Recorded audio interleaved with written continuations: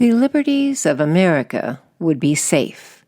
Elbridge Gerry of Massachusetts, signer of the Declaration of Independence and Vice President of the United States under James Madison. Guest essayist Tom Hand. Elbridge Gerry of Massachusetts was an early voice calling for the American colonies to separate from England and declare independence. However, Gerry and his accomplishments are largely forgotten today.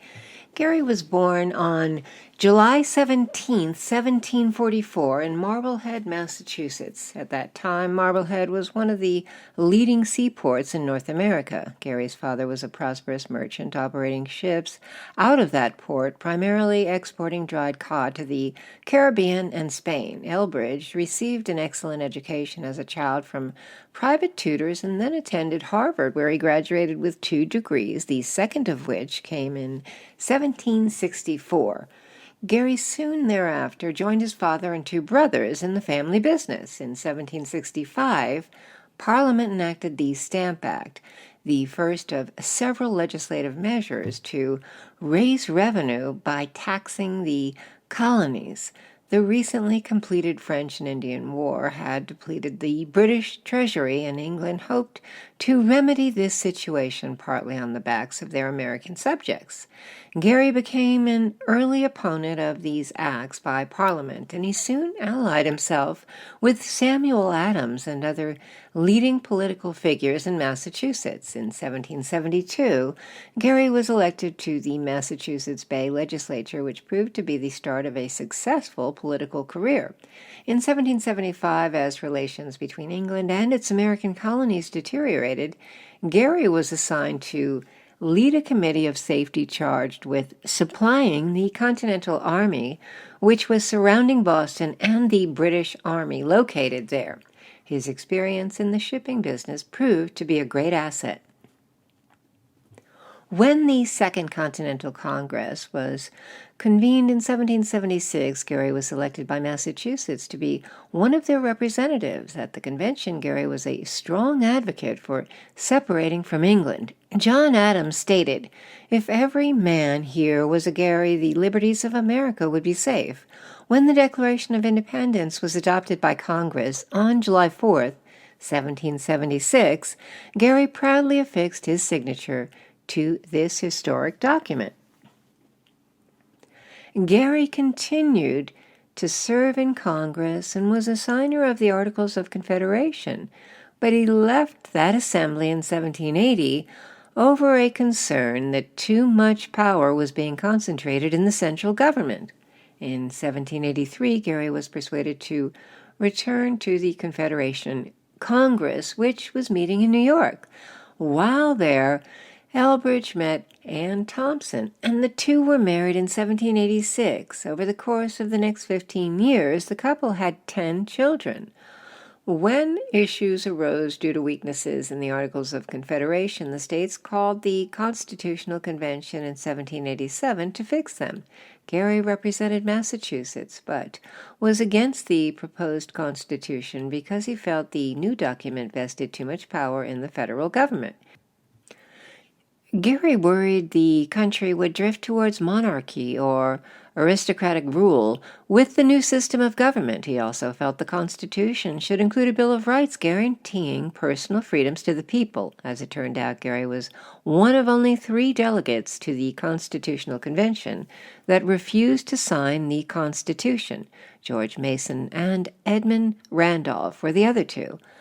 Following the establishment of the new federal government, Gerry served 2 terms in the House of Representatives, 1789 through 1793. He chose not to seek a 3rd term and returned home to care for Anne, who was ill, and help care for the children. During this interval, Gerry maintained good relations with then Vice President John Adams.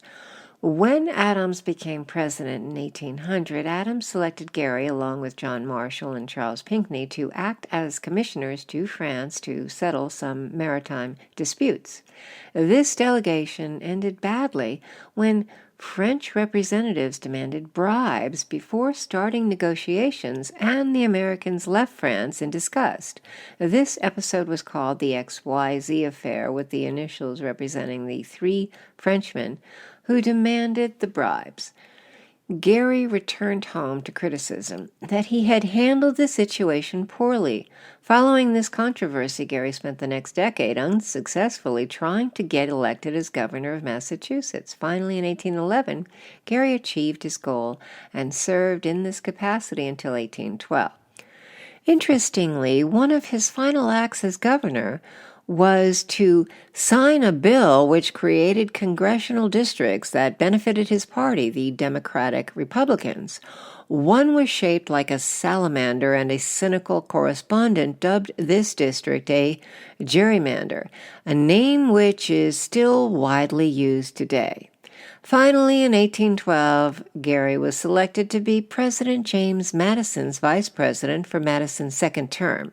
It was felt that Gerry could help Madison, a Virginian, secure Northern votes. While serving in this office, Gerry died on November 23, 1814, and was buried in Congressional Cemetery in Washington, D.C. Interestingly, Gerry is the only signer of the Declaration of Independence interred in our nation's capital. Why it matters. So why should Elbridge Gerry and what he did for America matter to us today? Elbridge Gerry devoted the better part of his life to the service of his country, starting in 1770 when he sat on a commission trying to enforce a ban on British goods, to when he died in 1814 while Vice President of the United States. Gerry faithfully served America. This gifted man served in the Second Continental Congress, the Constitutional Convention, the United States House of Representatives, and as vice president. That is an impressive resume. Largely forgotten today, Elbridge Gerry deserves to be remembered for all he did to help create this great country of ours. Suggested reading. If you want to read more about our founding era, an excellent book is The Founding Fathers, an essential guide to the men who made America, published in 2007 and authored by Encyclopedia Britannica. It has concise narratives of our nation's critical documents and founding fathers, including Elbridge Gerry. Tom Hand is creator and publisher of Americana Corner. Tom is a West Point graduate and serves on the Board of Trustees for the American Battlefield Trust, as well as the National Council for the National Park Foundation.